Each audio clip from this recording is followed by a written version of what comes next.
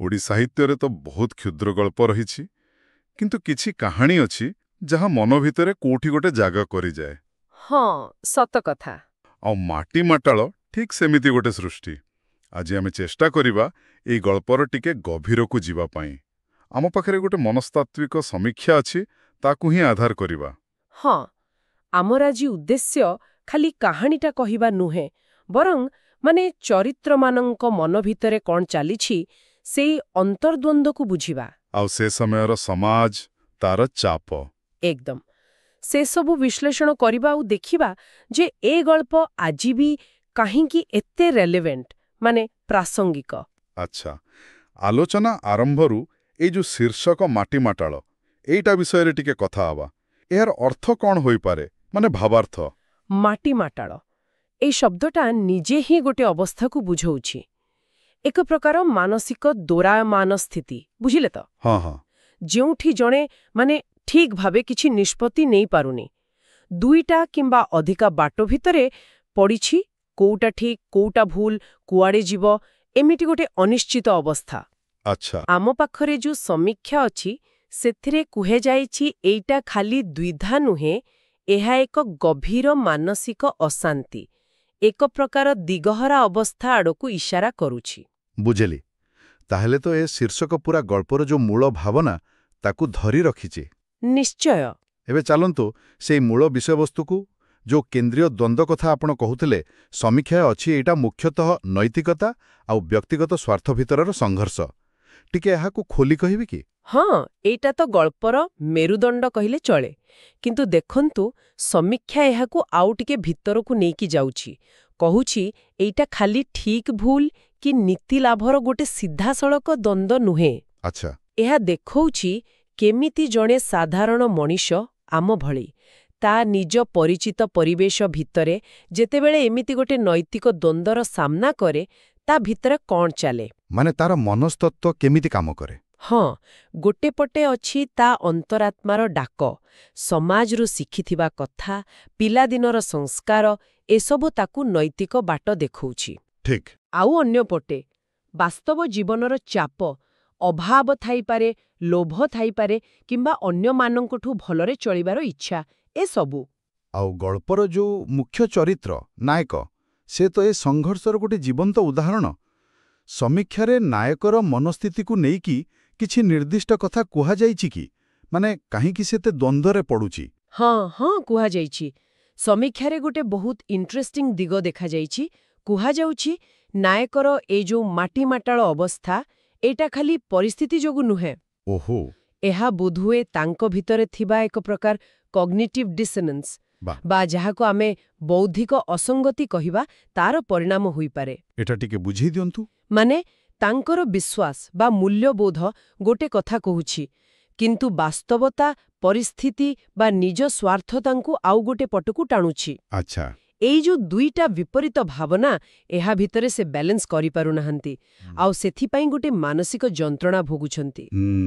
समीक्षा आउरी भी कहूछि जे से बोधे ए जो प्रोकास्टिनेशन माने काम गड़ेइबा हाँ काम को पकेई रखिबा हाँ ताकू गोटे डिफेन्स मेकानिज्म भळे व्यवहार करूछंती माने से कष्ट निष्पत्तिटा नेबारु बंचिबा पई। वाह एइटा तो वास्तव रे गोटे अलगा दृष्टिकोण। ए जो मानसिक द्वंद्व ए माटी माटाळ अवस्था एइटा पाठक माननक पई इते रिलेटेबल काहेकी माने इते निजरो काहेकी लागे। कारण देखंतु एटा गोटे यूनिवर्सल ह्यूमन एक्सपीरियंस सार्वजनीन मानवीय अनुभूति आमे समस्ते केबे ना केबे जीवन रे एमिति मोड रे पहुंचु। निश्चय छोटो हेउ कि बड़ आमको एमिति विकल्प बाछिबाकू पड़े जोंठी कोउटा भी सहज लागेनी। गल्पर नायकर द्वंद्व को देखिला बेले पाठक निज भितरे चालिथिबा सेमितिका संघर्ष को कोउठी ना कोउठी चिन्नी पारे। हाँ सेटा हुए सेतेबेले एइटा खाली गोटे कहानी होई रहेनी गोटे आईना पाल्टी जाए जोंथिरे पाठक निजको देखे। आउ समीक्षा कहूछि एई जो एम्पाथी बा सहानुभूति एइटा ही गल्पर सफलतार गोटे बड़ कारण। ए तो बला व्यक्तिर भीतर कथा तार द्वंद्व किंतु मनीष तो एका नुहे समाज भीतर रहे गल्प केमिति से सामाजिक वास्तवता को देखैछि समीक्षारे ए विषय कौन अछि। हाँ समीक्षा ए दिगरटाको बेस गुरुत्व देछि କହୁଛି ଗଳ୍ପଟା ଖାଲି ବ୍ୟକ୍ତିର ମନସ୍ତତ୍ତ୍ୱ କଥା କହୁନି, ସେ ମନସ୍ତତ୍ତ୍ୱ ଉପରେ ସମାଜର ପ୍ରଭାବ କ'ଣ ସେଇଟା ବି ଦେଖଉଛି। କେମିତି? ଦେଖନ୍ତୁ, ପରିବାରର ଆଶା ଆକାଂକ୍ଷା, ସମାଜରେ ନିଜର ସ୍ଥାନ ବଜାଇ ରଖିବାର ଚାପ, ଆଉ ସେଇ ଲୋକେ କ'ଣ କହିବ ବୋଲା ଭୟ।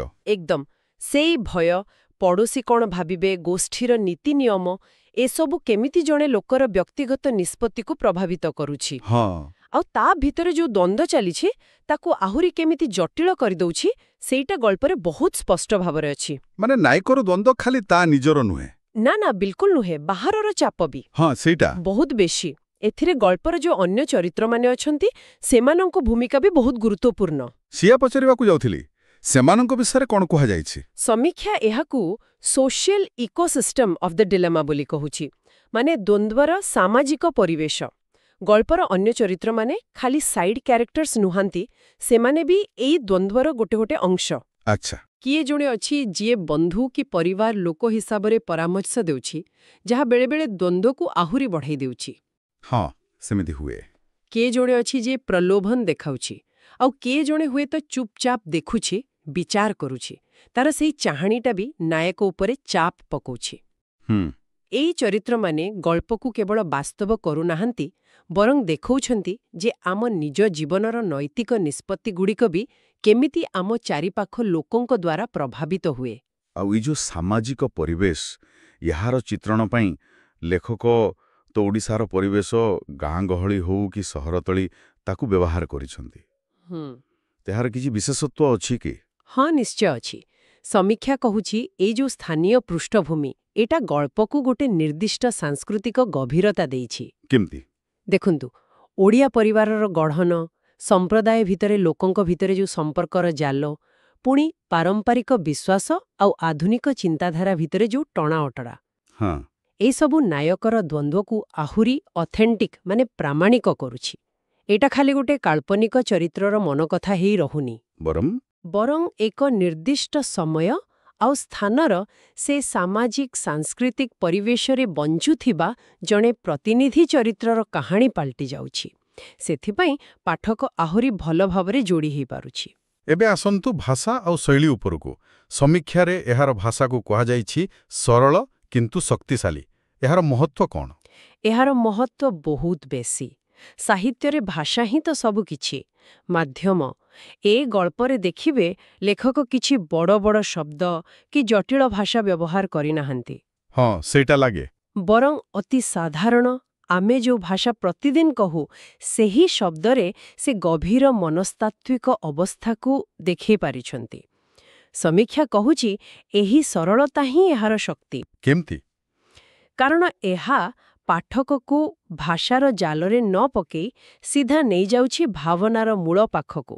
ଆଚ୍ଛା, ଖାଲି ସରଳତା ନୁହେଁ ବୋଧହୁଏ, କିଛି ସ୍ଥାନୀୟ ରଙ୍ଗ, ଯେମିତି ରୂଢ଼ି, ଲୋକକଥା, ଏସବୁର ବି ବ୍ୟବହାର ହେଇଛି। ଏକଦମ। ସମୀକ୍ଷାରେ ତାର ଉଦାହରଣ ବି ଦିଆଯାଇଛି, ଯେମିତିକି କିଛି ସ୍ଥାନୀୟ ଢଗଢମାଳି କି ପ୍ରବାଦ ବ୍ୟବହାର ହୋଇଛି।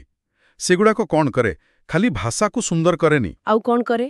ବରଂ ଗୋଟେ ଛୋଟ ବାକ୍ୟରେ ବହୁତ ଗଭୀର କଥା କହିଦିଏ, କିମ୍ବା କିଛି ସାମାଜିକ ସତ୍ୟକୁ ଦେଖାଇ ଦିଏ।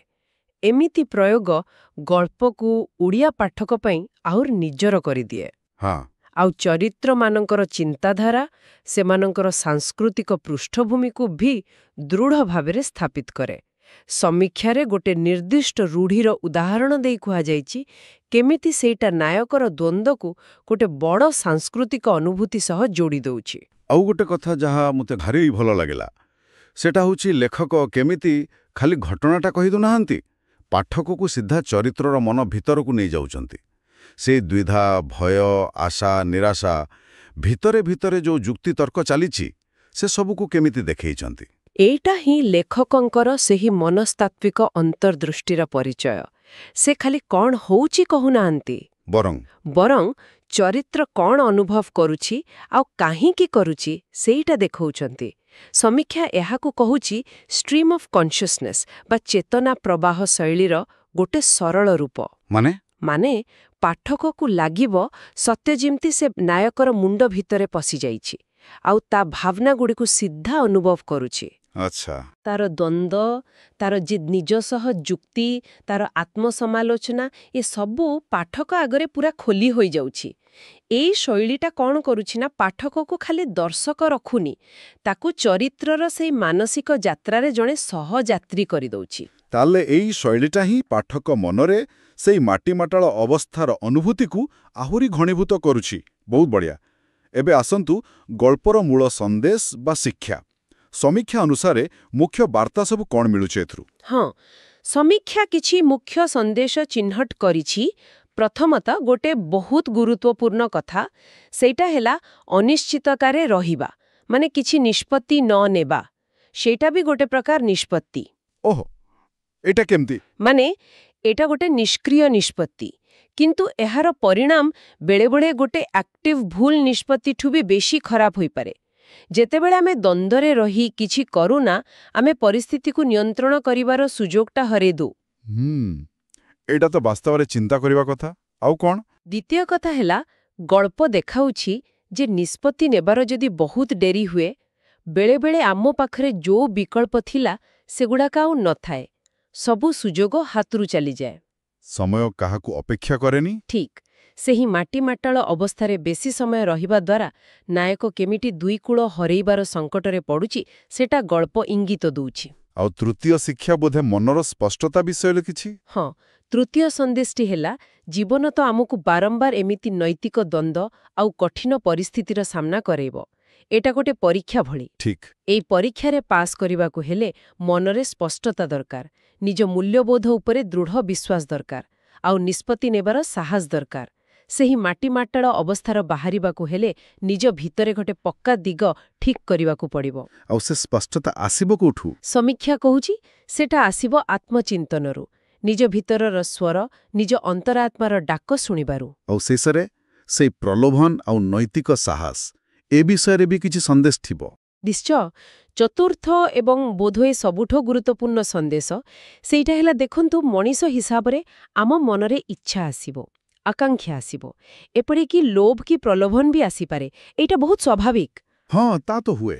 ଗଳ୍ପ ଏହାକୁ ଛୋଟ କରି ଦେଖୁନି, କିନ୍ତୁ ଦେଖଉଛି ଯେ ପ୍ରକୃତ ମାନସିକ ଶକ୍ତି ବା ନୈତିକ ଚରିତ୍ର କୋଉଠି ଅଛି। କୋଉଠି? ତାହା ଅଛି ସେହି ପ୍ରଲୋଭନକୁ ଚିହ୍ନିବାରେ, ନିଜର ମୂଳ ନୀତି ଆଉ ଆଦର୍ଶ ବିଷୟରେ ସଚେତନ ରହିବାରେ, ଆଉ ଯାହା ସତ, ଯାହା ଠିକ୍, ତା ସାଙ୍ଗରେ ଦମ୍ଭର ସହ ଠିଆ ହେବାର ସାହସରେ। ନିଜର ଦୁର୍ବଳତାକୁ ଜାଣି, ତାକୁ ମାନି, ତାକୁ ପାର କରିବାର ଚେଷ୍ଟା, ସେଇଟା ହିଁ ପ୍ରକୃତ ଶକ୍ତି। ଏସବୁ ଶୁଣିଲା ପରେ ସତରେ ଲାଗୁଛି ମାଟିମାଟାଳ ଖାଲି ଗୋଟେ ସାଧାରଣ ଗପ ନୁହେଁ। ଏହା ମଣିଷ ମନ ଆଉ ସେଇ ନୈତିକ ଦ୍ୱନ୍ଦ୍ୱର ଗୋଟେ ବହୁତ ଗଭୀର ଅଧ୍ୟୟନ। ହଁ, ଏହା ଦେଖାଉଛି ଯେ ଆମ ଜୀବନର ବହୁତ କିଛି ଏଇ ମାଟିମାଟାଳ ଅବସ୍ଥା ଦେଇ ହିଁ ଯାଏ। ଏକଦମ ସତ। ଏଇଟା ଗୋଟେ ଦର୍ପଣ ଭଳି, ଯେଉଁଥିରେ ଆମେ ନିଜର ଦ୍ୱିଧା, ନିଜର ଦୁର୍ବଳତା, ନିଜର ସଂଘର୍ଷ, ଏପରିକି ନିଜର ସାମର୍ଥ୍ୟର ଛବି ବି ଦେଖିପାରୁ। ଆଉ ଏହାର ପ୍ରାସଙ୍ଗିକତା ଏତେ ଦିନ ପରେ ବି କାହିଁକି ରହିଛି? ସେଇ ସାର୍ବଜନୀନ ମାନବୀୟ ଅନୁଭୂତି ଯୋଗୁଁ ଯୁଗ ବଦଳି ଯାଇପାରେ, ସମାଜର ଚାଲିଚଳନ ବଦଳିପାରେ, ପ୍ରଲୋଭନର ରୂପ ବି ବଦଳିପାରେ, କିନ୍ତୁ ସେଇ ଯୋଉ ମୌଳିକ ସଂଘର୍ଷ, ନୈତିକତା ଆଉ ବ୍ୟକ୍ତିଗତ ସ୍ୱାର୍ଥ ଭିତରେ, ଅନ୍ତରାତ୍ମା ଆଉ ବାହାରର ଚାପ ଭିତରେ, ସେଇ ମାନବୀୟ ପ୍ରବୃତ୍ତିଟା ପ୍ରାୟ ସମାନ ରହିଥାଏ। ସେଥିପାଇଁ ତ ଏ ଗଳ୍ପ ପିଢ଼ି ପରେ ପିଢ଼ି ପାଠକଙ୍କୁ ଭାବିବାକୁ ବାଧ୍ୟ କରେ, ନିଜକୁ ଦେଖିବାକୁ ବାଧ୍ୟ କରେ। ସତରେ ଓଡ଼ିଆ ସାହିତ୍ୟରେ ଏହାର ସ୍ଥାନ ଯେ ସ୍ୱତନ୍ତ୍ର ଆଉ ସ୍ଥାୟୀ, ଏଥିରେ କୌଣସି ସନ୍ଦେହ ନାହିଁ। ବିଲକୁଲ। ଆଜିର ଏ ଆଲୋଚନା ଶେଷ କରିବା ଆଗରୁ ଆମ ଶ୍ରୋତାମାନଙ୍କ ପାଇଁ ଗୋଟେ ଚିନ୍ତା କରିବା ଭଳି ପ୍ରଶ୍ନ ଛାଡ଼ିଯିବାକୁ ଚାହିଁବି। ଆମେ ଦେଖିଲେ ଜୀବନରେ ଏ ମାଟିମାଟାଳ ମୁହୂର୍ତ୍ତ ଆସିବାଟା ପ୍ରାୟ ନିଶ୍ଚିତ। ହଁ, କିନ୍ତୁ ପ୍ରଶ୍ନ ହେଉଛି, ସେଇ ଯେଉଁ ମାନସିକ କୁହୁଡ଼ି, ସେଇ ଦ୍ୱନ୍ଦ୍ୱର ଘୂର୍ଣ୍ଣି ଭିତରେ ନିଜ ଭିତରର ସ୍ପଷ୍ଟତା ବା ନିଜର ପ୍ରକୃତ ଉତ୍ତର ଖୋଜି ପାଇବାର ସବୁଠୁ ଭଲ ବାଟ କ'ଣ ହୋଇପାରେ? କୋଉ ଜିନିଷ ଆମକୁ ସେତେବେଳେ ଠିକ୍ ଦିଗ ଦେଖେଇ ପାରିବ? ଏଇଟା ବହୁତ ଗଭୀର ପ୍ରଶ୍ନ। ଆଉ ଏହା ସହ ଯୋଡ଼ି ହେଇ ରହିଛି ଆଉ ଗୋଟେ କଥା, ଆମେ ସମସ୍ତେ ନୈତିକତାର ବଡ଼ ବଡ଼ ଆଦର୍ଶ କଥା ଭାବୁ, କହୁ। ହଁ, କିନ୍ତୁ ଯେତେବେଳେ ବାସ୍ତବ ଜୀବନର ସେହି ଜଟିଳ ପରିସ୍ଥିତି ଆସେ, ସେତେବେଳେ ସେହି ଆଦର୍ଶ ଆଉ ବାସ୍ତବତାର କଠୋରତା ଭିତରେ ଗୋଟେ ବ୍ୟାଲେନ୍ସ ରଖିବା ଆମ ପାଇଁ ଏତେ କଷ୍ଟ କାହିଁକି ହୋଇଯାଏ? କୋଉ ମନସ୍ତାତ୍ତ୍ୱିକ କାରଣ ବେଳେବେଳେ ଆମକୁ ନିଜ ମୂଲ୍ୟବୋଧଠୁ ଦୂରେଇ ନେଇଯାଏ? ଏସବୁ ବିଷୟରେ ବୋଧେ ନିଜ ସହ କଥା ହେବା ଜରୁରୀ। ଆଶା କରୁଛୁ ଆଜିର ଏ ଆଲୋଚନା ଶ୍ରୋତାମାନଙ୍କୁ ମାଟି ମାଟାଳ ଗଳ୍ପକୁ ଖାଲି ଗୋଟେ କାହାଣୀ ଭାବେ ନୁହେଁ, ବରଂ ମଣିଷ ମନର ଗୋଟେ ଗଭୀର ଚିତ୍ର ଭାବେ ଦେଖିବାରେ କିଛିଟା ସାହାଯ୍ୟ କରିବ। ପୁଣି ଭେଟିବା ଆଉ ଏକ ବିଷୟ ସହିତ। ନମସ୍କାର। ନମସ୍କାର।